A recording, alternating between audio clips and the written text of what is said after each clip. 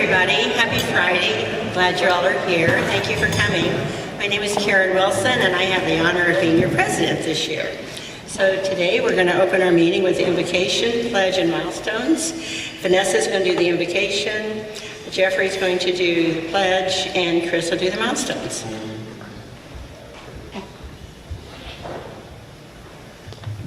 Hi, let us pray. Heavenly Father, we thank you for this day. We thank you for the hearts that are represented here in our club. We thank you for the hands and feet that we have to serve you and our world and our community. Bless this food to our bodies and our bodies to your service, Lord. We thank you for this. In your name, amen.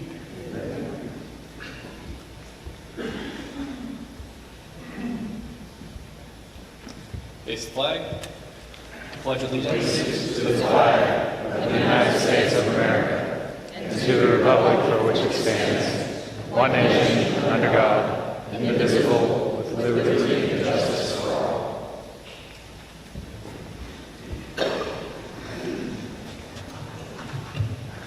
Okay, milestones. Member birthdays. We have one, Ron Swain, October 9th. Spouse birthdays, Don Hewlett's wife Patty, October 11th. Ron Swain's wife Crystal, October 11th. So they've got two close birthdays there. Anniversaries, Glenn and Susan Beck, 36 years on October 2nd. Howard and Penny Burt, 47 years, October the 10th. Janelle and Eddie McNeil, 3 years, October 10th. Glenn and Juanita Towery, 17 years, October 11th. Club anniversaries, Allison McKee, 1 year, and Randy Mongold, 14 years, October the 8th. Salute.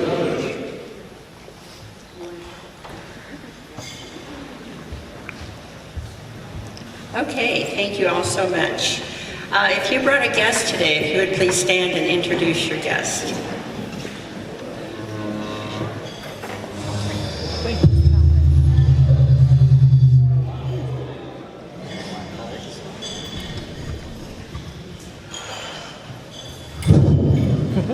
Oh my goodness. Before I introduce my guest, see the little pig over on the desk over there? Looking a little thin. George has got his pin on. But for those of you who omitted to put it on your shirt or blouse, the little pig would deserve $1.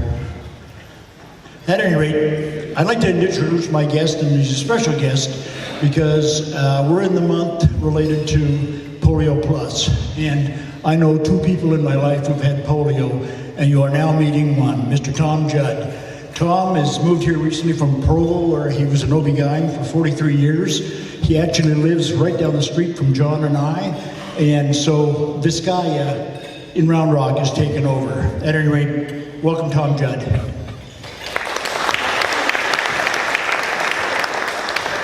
A very dear friend of mine, a realtor here in Georgetown, Jerry Berry Mostyn. Welcome.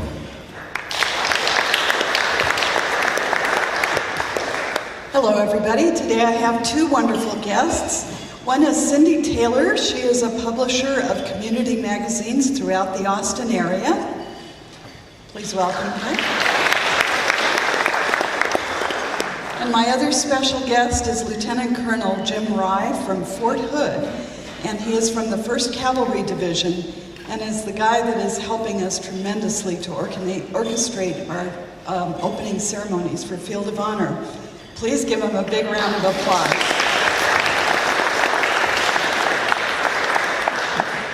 Thank you. Hello, my guest today again is Amanda. She is the program director at House of Gains, and her application is on the table. Yay!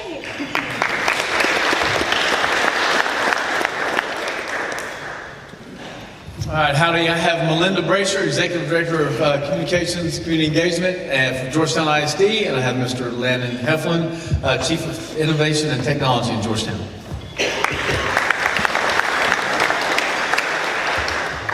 I have two good friends here today, Suzanne Marchman with Huckabee, and John Copeland, who is on the Citizens Advisory Committee with me. and also chair of the PAC.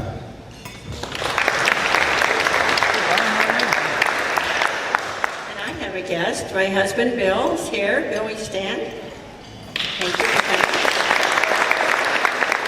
Okay, now, are there any visiting Rotarians? There is. Sun City. Sun City Rotary. Okay. Indianapolis, Indiana. Okay. And Lynn, if you would come forward, I want you all to meet someone very special. This is my niece. She's here from Indianapolis. Go ahead and roll that slide forward there for me. Very, very excited that we get to trade our little banners with each other. Yeah.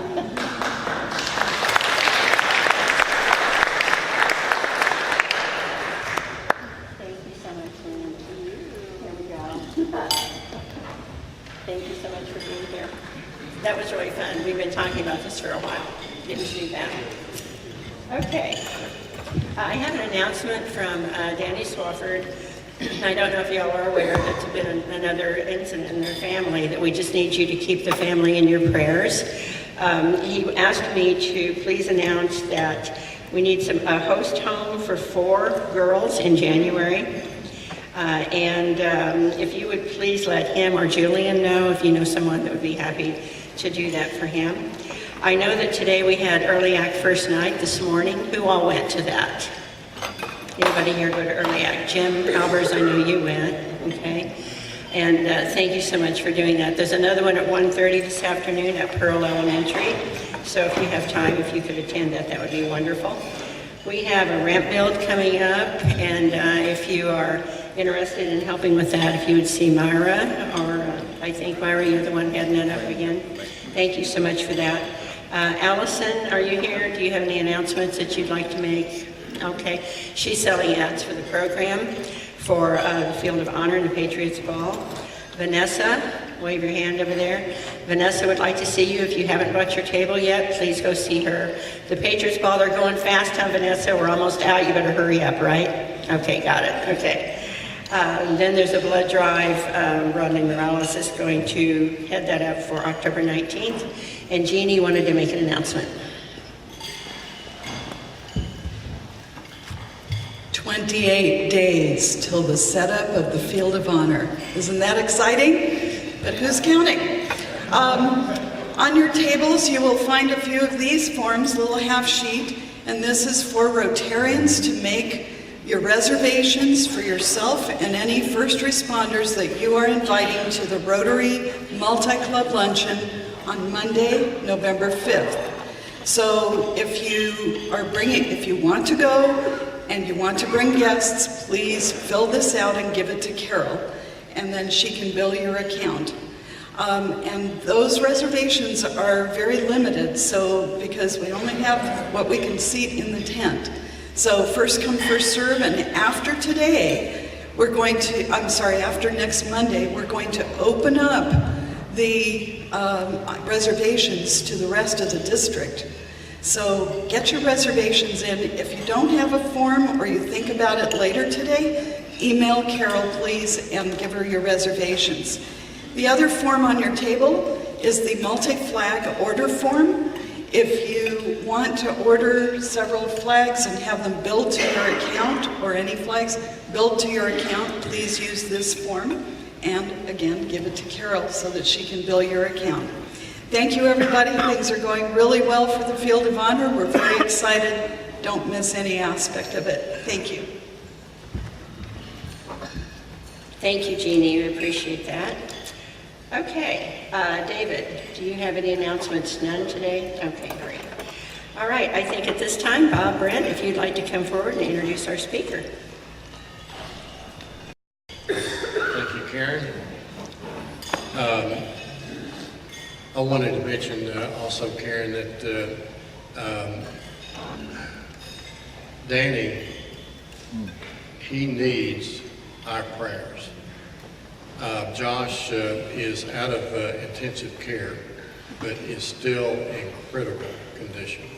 So Danny and Josh and the whole Swafford family, we need to wrap our arms around them and be in prayer. Well, it's not often that I get to introduce my dad, Dr. Brent. Our family is so proud of him. His bio is in the trumpet, and also, as you know, he's a member of our club. He comes about as often as Wayne Nero. But I wanted to take just a couple of minutes to make a couple of statements. My family moved to Georgetown 40 years ago and moved here for specifically the school district. And we have not been disappointed. We've got several nieces and still going to the district. We have some grandkids and just incredible school district. There has been a common thread running through our community since I moved here, and it was probably running through the community decades before that. But I remember Stephen, your dad and family, and the Hewletts and the Goals, just many, many people told me 40 years ago that common thread running through this community is that we care about each other. And we particularly care about our youth and their education. And that is still true today.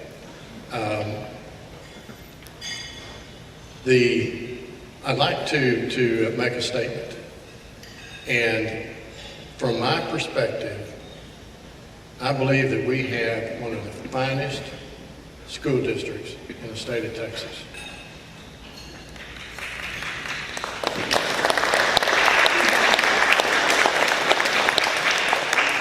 You might say, well, didn't I hear that we have a low B rating, state rating?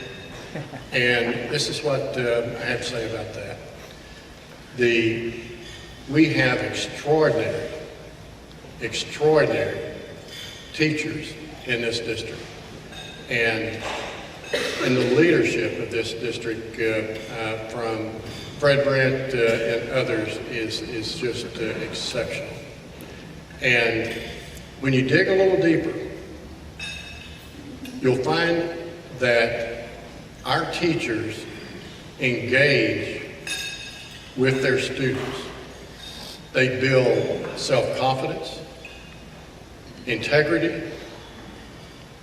they build leadership skills, and they're developing the entire student and child. And I can give you one example after another. And Paul and I, we witnessed that just the other evening at a restaurant. And there was a little boy that was singing "God Bless America" at the table next to us.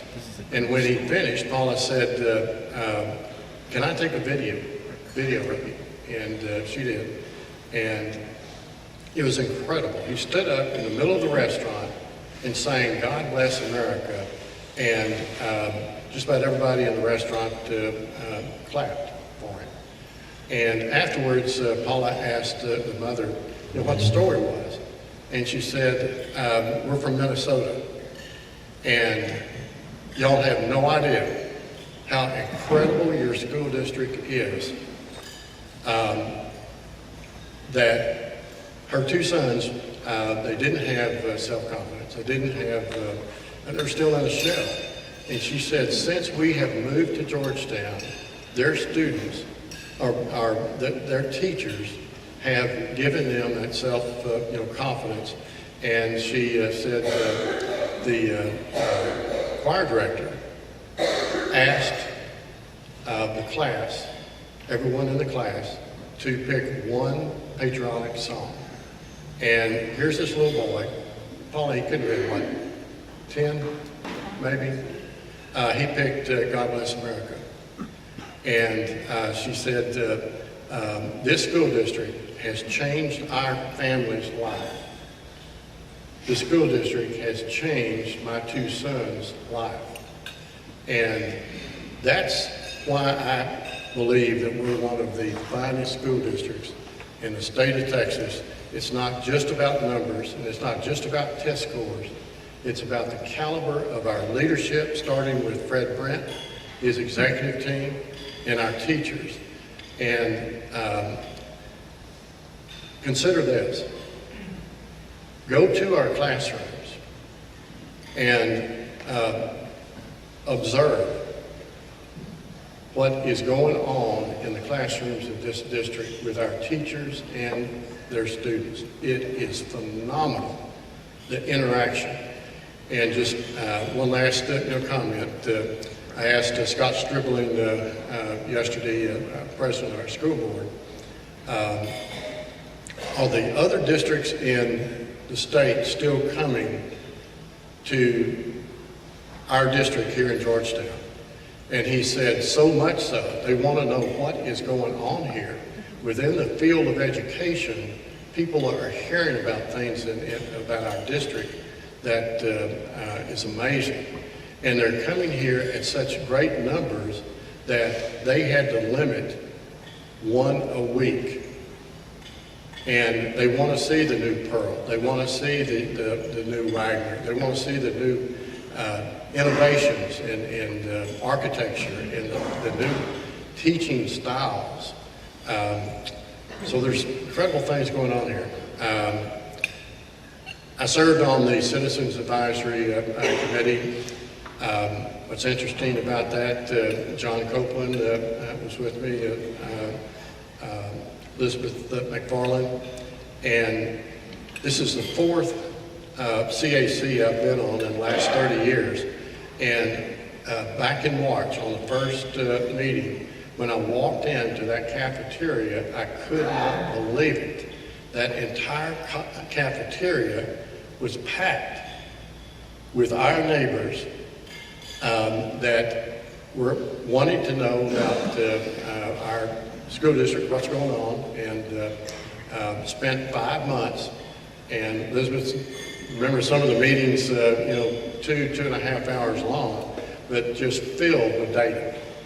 And the interesting point is that after 5 months, walked back into the cafeteria, and there were still 70 people present. And that's that common thread running through our community, that we care about our youth and we care about their education.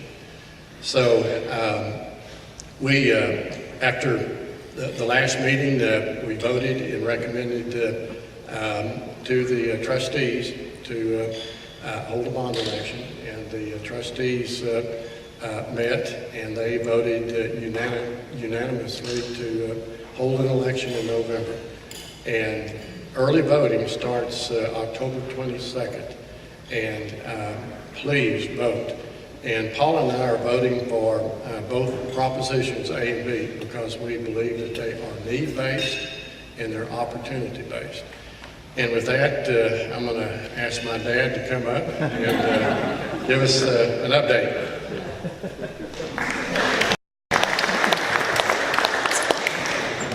All right. It's appropriate for me to say howdy because the Aggies do host Kentucky tomorrow. And I also heard there's another sub-varsity game going on in Dallas. And I wish those Longhorns, I think, is that who they are, playing the Sooners? Best of luck. Anyway, I'm happy to be here. Thank you, Bob, for the introduction. And I just will tell you that it's an honor to serve as the superintendent of Georgetown ISD. I'm going to run through an abbreviated version of this PowerPoint to share some information with you. But I would be remiss if I did not start with our vision and mission. And what you need to understand is this. Beliefs drive your behaviors. And as an organization, we must have an end in mind. We must have a vision of what we hope to become. And as a dad of a freshman at Texas A&M who just graduated from Georgetown High School last year, and as a dad of a 10th grader who is now 16 and is driving a truck around town, and I may pinch his head off at any moment, but that's another story, and of a perfect beautiful daughter, who's the perfect child, Abby, who's an 8th grader. But our 2 boys and Abby, this vision and mission means something to me as a dad, not just as an educator, not just a leader of a learning organization. And I need my children to be inspired. And I need my children to be served by empowered leaders. Leaders in our district is anyone who carries our name. We have custodians in our district who are leaders, who reach out to our kids, who mentor our kids, who help our kids. If you want to see a picture of that, go to Village Elementary and watch Freddie dress up as the custodian, dress up as a gingerbread man, and the kindergartners learn about the school by finding the gingerbread man, who's Freddie the custodian, and going all over the place hiding. I mean, they're involved in everything. He's a leader.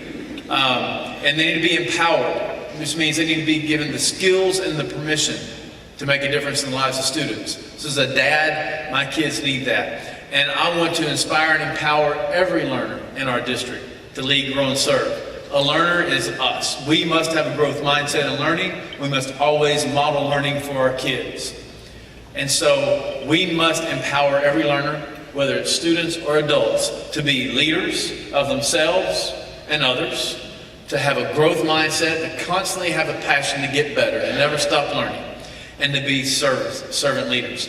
Rotarians are about service above self, right? We want our kids to lead with that growth mindset. As a school district, we face a lot of challenges. There's things we don't get right. There's things sometimes we make mistakes. But we'll always be committed to inspiring and empowering every learner to lead, grow, and serve. And so as we continue on, I'm going to move through the slides after this fairly quickly, and Melinda's going to probably control the PowerPoint. But if you go back to our belief statements real quick, the last belief statement listed there is community engagement impacts the educational experiences of our students. Community engagement is what's critical about Georgetown. This is what makes us unique, is community engagement. Here's the deal. Great communities build great schools. And great schools build great communities. We must have a strong, dynamic public school system to educate all children regardless of who they are and from where they came, so that they can secure their own future. If we don't do that, we won't have a democracy. And public school systems are the surest way for kids to secure their own future, regardless of the investment their parents make. We need great schools, we need great kids. Communities like Georgetown have a history of making sure that public schools are successful. You hold us accountable by electing a school board who holds me accountable and sets standards and expectations. Our finances are strong. The money we get to keep, which I'll explain in a minute, we do very well with. The money we use in bonds, which are a very normal part of our school finance system, we manage very well, very effectively. And so what you'll be hearing about today is a critical part of our school finance system, which is known as bond elections. So I'm going to skip past the CAC process because Uncle Bob said that better than anybody can. And they did amazing. And so the bottom line is, if you'll keep going, Melinda, bond elections are in essence, and we'll stop there, bond elections are the way that we fund projects, and also other major purchases. And it's a part of the school finance system that was developed by the state. Some people say bond elections, oh, that's frivolous. Y'all just out there wanting to throw money around. And, no. The only way we can spend bond funds is if you give us permission. Voters have to give us permission to sell bonds, basically take out a loan, if you will, and we pay it back with a part of the tax rate over time. The state says Georgetown, Texas can build all the schools they want, however they want to do it. But there's only so much you can go up on taxes, and you have to get voter permission to do that work. So bond elections are very normal. They happen more frequently in school districts like Georgetown that are growing. And they're happening more frequently with us because our school board has decided this. We want to have no tax rate impact on this next bond, but we have to keep the needle moving forward for student capacity. So to do that, we need to have a bond more frequently, and which is every 3 years right now, and it may go to 5 later. We anticipate a tax rate increase later on if we have to build a comprehensive high school. So right now we know this. We need to be very fiscally responsible. We do not want to raise taxes, but we need your permission. Voters, they've called the bond to ask voter permission to continue moving forward by selling more bonds within the cap that we have at the current tax rate. And so when the bond election was called, you see 2 propositions in front of you. I'll explain Prop A very briefly, and Prop B, there's some interesting information I want to share with you there. The bottom line is we need 2 elementary schools up and running by the 2020 school year. Carver Elementary is at capacity, about to be over capacity. Mitchell Elementary is growing very fast, will soon be over capacity. One of the elementaries will be at the south end of Rockride Lane, right across from the Fairhaven development, which is the old Casper track, if you know what I mean in that area. It's real close to Gateway. That's an example of what the new elementary will look like. The other elementary will be at Wolf Ranch subdivision, south of Highway 29, not far behind the Baptist Church. Back there, we have a school site down there. And that will become, that's where the Pickett students will go. People have said, what are you going to do with the old Pickett site? We can't expand the Pickett site, but we can give Boys and Girls Club of Georgetown a permanent home. We will maintain that property. We will do a long-term lease with the Boys and Girls Club. We've moved them around. We had them at the old McCoy. We're about to sell the old McCoy site next year, put that development property on the tax rolls, and someone will do something great with the gateway interest to our community with that old McCoy Annex location right there on Williams Drive. We will be selling that in about a year. We hope to level that facility soon and sell it. The old Carver site, in this bond you see where there's an item for design for new middle school and a career technical education facility. What we believe in our future is we need to relocate Rosarte to make it more centrally located, and we need a career technical education facility where we can offer junior senior level certification programs. For example, we're building an airplane at Eastview High School. We can have that centrally located so when we go to 3 high schools 10 years from now, the kids can go to a central location to participate in that program. So Rosarte, career technical education, we believe in the long term needs to be located on Scenic Drive at the old Carver site. And this bond is designing of a Rosarte CTE facility. It would take another bond years later to build it. So the point is, Boys and Girls Club can't stay there, but they can stay at Pickett. And so that's what we would do with Pickett. We would also have some other programs there.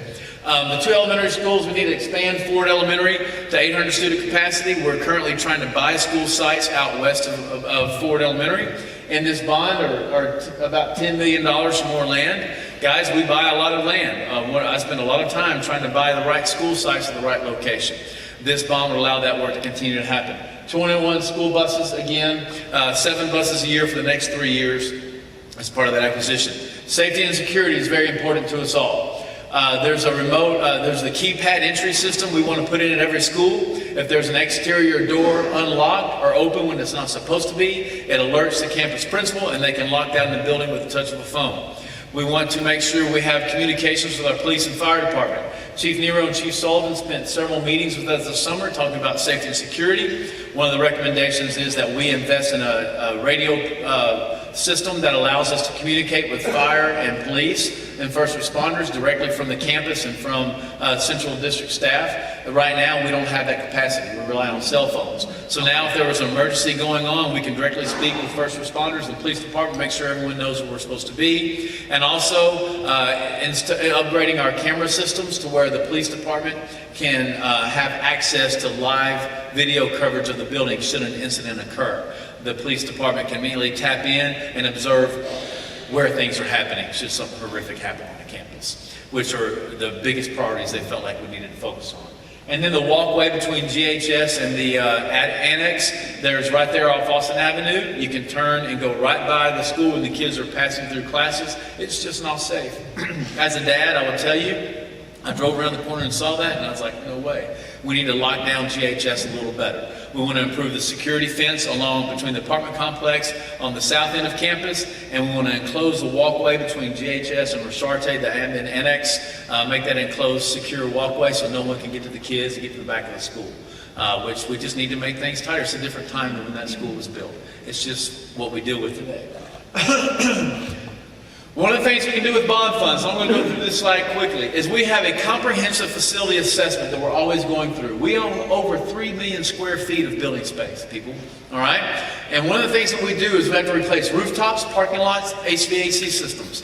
We're allowed to fund that through bond programs. We can buy orchestra instruments for band and fine arts. We can do things like athletic improvements. There's a lot of those things that will be done in this bond. But we have a cycle of replacing those things. We're going to renovate the PAC, our Performing Arts Center. It's been there quite a while now. It's time to upgrade the lighting and sound system in there. Going to move quickly. Turf fields. People have asked about turf fields. Why in the world do you want to put turf fields at middle schools?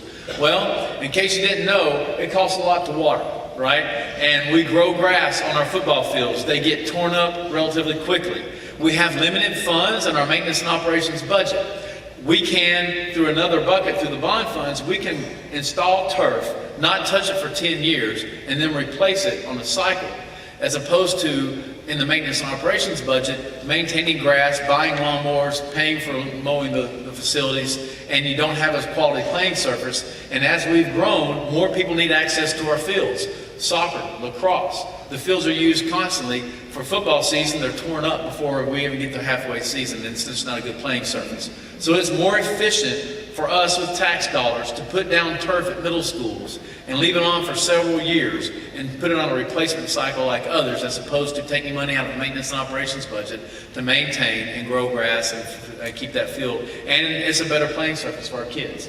Okay, baseball fields, time to redo GHS baseball field, and their stands are not ADA compliant. It's the last varsity competition facility that we need to get ADA compliant. All right, if we'll go forward, Melinda, I'm trying to move quickly so you guys can ask questions. Let's see. We want to go to another slide, if we can. All right, technology, just the continued investment in technology, new devices for our students, all the things of increasing our capacity for the network. These bonds are only financed for 3 years. If we buy a school bus, we finance that for 7 or 8 years, for 8 to 10 years. Facilities construction, that's more like a 20 to 25-year bond. But things like technology, we do not invest we do not finance anything beyond the life of the asset. Next slide, please. Swim center. Here's the deal with the swim facility. Our kids are swimming in the village pool. It's inadequate. They're out of space. We have the bond capacity to build a swim facility, but we do not have the maintenance and operations budget capacity to run a swim facility.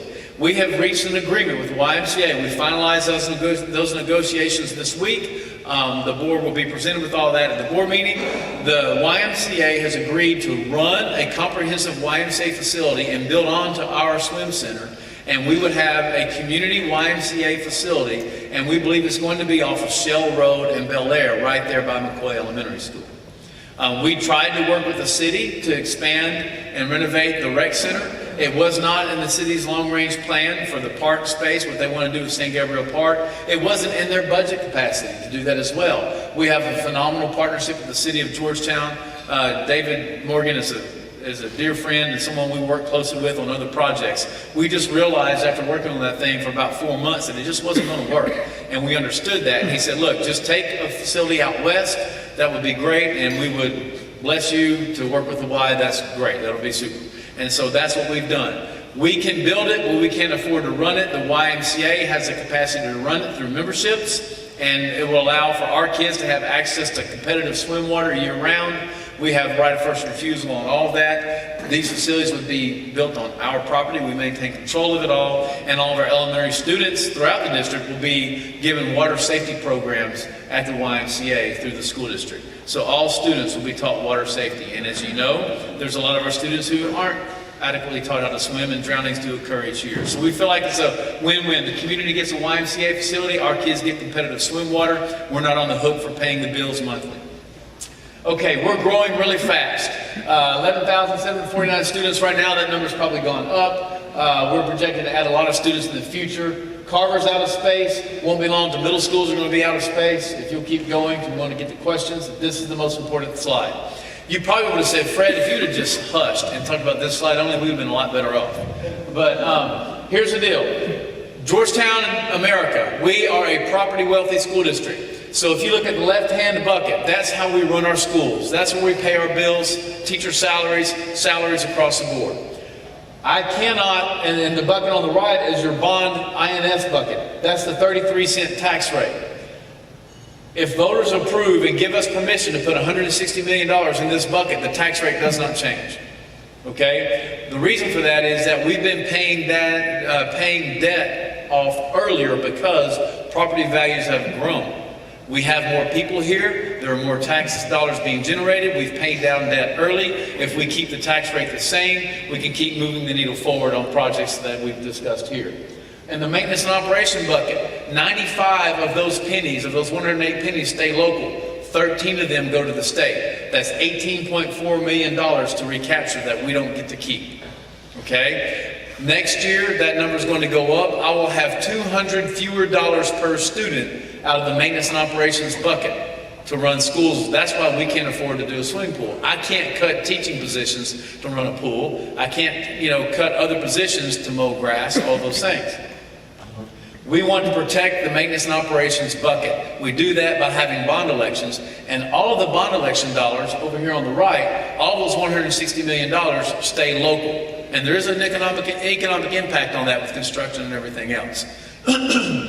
So when we ask voters to give us permission to put money in that bucket, all of those dollars stay here. So it makes more financial sense for us to buy a school bus out of the bond side than it does out of the maintenance operations side, because I get all 100 of those pennies to spend on buses. I don't lose some of those dollars like I do out of Chapter 4, out of maintenance and operations.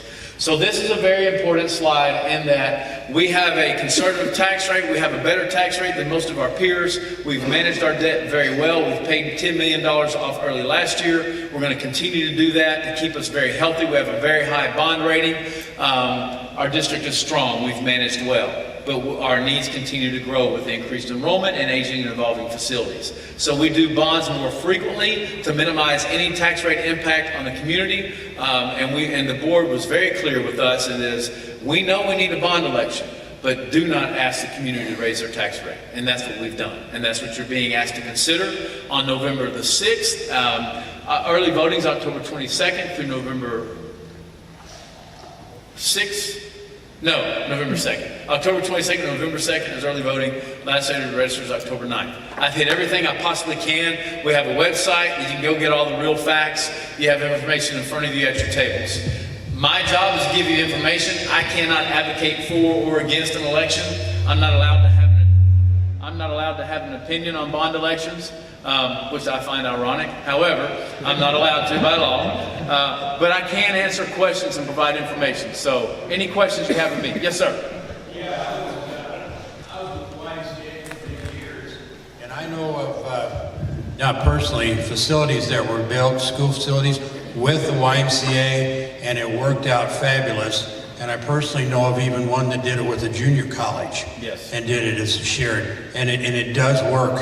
Everything the doc said works. I know firsthand from visiting even one where a school and a Y merged for a swim facility. It was even a basketball court and everything as well. So it does work. Yes, sir. This would have a gym in it for community use. It would be the full capacity. And Jeff Andreessen's been phenomenal. The board, there's a lot of Georgetown residents on the Williamson County YMCA board. Yes, sir. $1 million for that swimming facility just blew my mind, because I was deeply involved in competitive swimming for a long time and was president of the City of Midland swim team, and we built a 25-meter pool with a building with air conditioning and seating for about 400 people, and we built it for less than $400,000. And now it's $15 million. This blows my mind. Yes, sir. I don't know any details about your facility. Ours would be a stretch 25 with the dive competition, the space. Indoor, it is enclosed, seating for about 600. I don't know any details about your facility. I don't know. Was Bob Nix your superintendent then? What year was that? Well, it was 30 years ago. Oh. Yes, sir.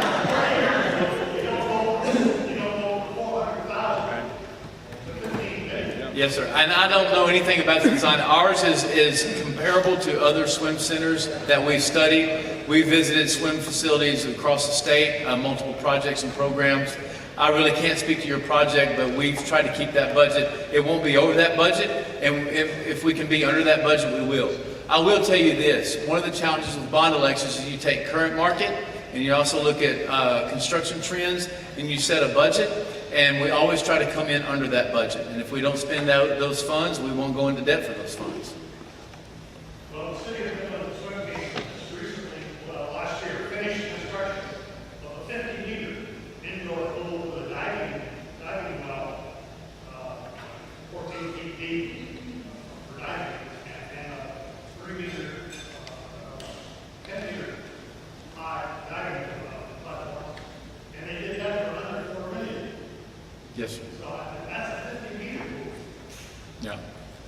sorry, I can't speak to that. Sorry. We've not designed it yet. We have the estimates for the specs that we're looking at that were comparable projects, and we're going off of what we know from that.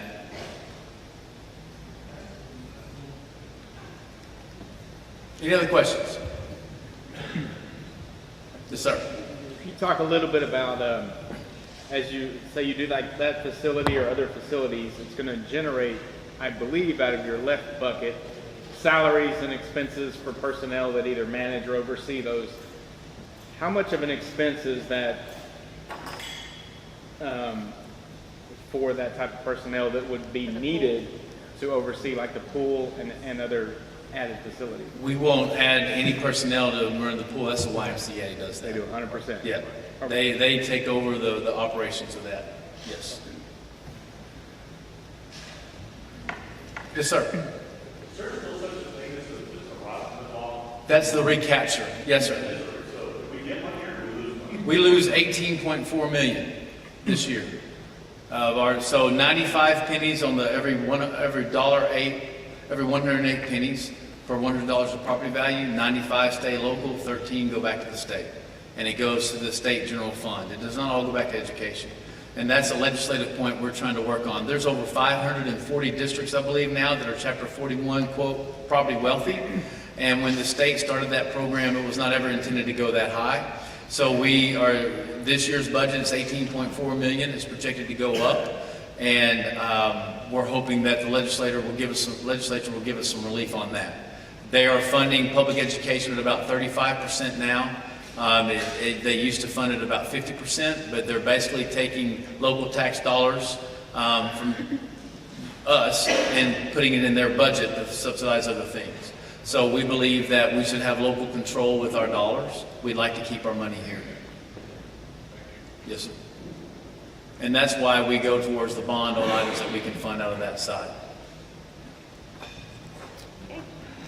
So, and I'm sorry I was not able to answer all of your questions about the swimming pool, sir. I do apologize, but I'm happy to meet with you and go over what that might look like in the future, okay? Thank you very much. Appreciate it, guys.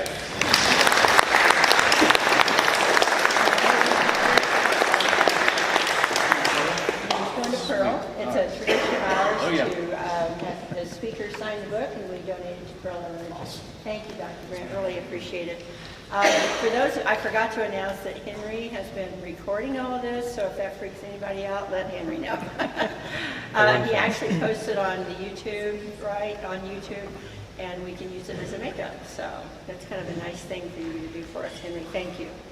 Are there any other announcements for the good of Rotary? Yes, sir.